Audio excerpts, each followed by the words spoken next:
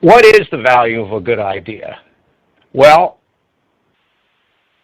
right when you conceive of an idea, it's zero unless you do something with it. It's really the key to it is taking action, and imperfect action. I mean, when you look at ideas and you say, what are these ideas? Well, they start off intangibly. You think of them. What do you do with them? And for many people, they take action on them. They create prototypes. They develop them into something. They go and register them, whatever the case is. And when you do something with these ideas, when you create something with these ideas, that's what creates the value. You have to do something with them. That's the process of innovation. And for a lot of people, and often you're watching TV and you see this, you hit your head, you said, oh, I had that idea 2 years ago, 3 years ago. And oftentimes it's a question of, well, why didn't you do something with it? The answer is, well, I didn't know how to do something, or I lacked a resource, or I don't have the expertise, or whatever the case is. And by the way, let me just qualify something when we talk about terms here like licensing. Think of licensing this way. Licensing is just a money-making process, okay?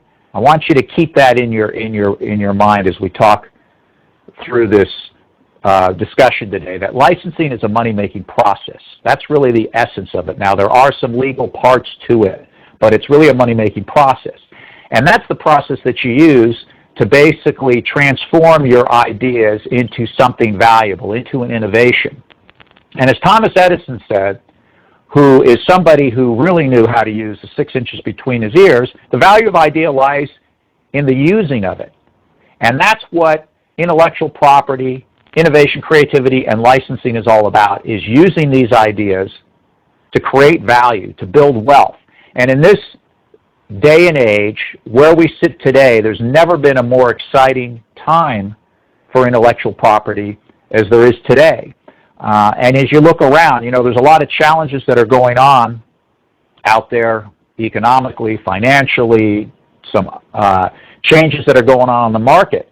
And there's never been a better time for intellectual property. You find that there's always demand for intellectual property, but the demand goes up even more in times like this. When you look around, I mean, you can just see it every day that there's new technologies that are being coming to the forefront, green technologies, money saving, resource saving, social media, better ways of doing things. When you look back in history and you see even in the last great economic challenge of the 20th century, the Great Depression, the products and services and technologies that did the best were those that were innovative and new, did something different, better, more unique. And that's the opportunity that we all have today.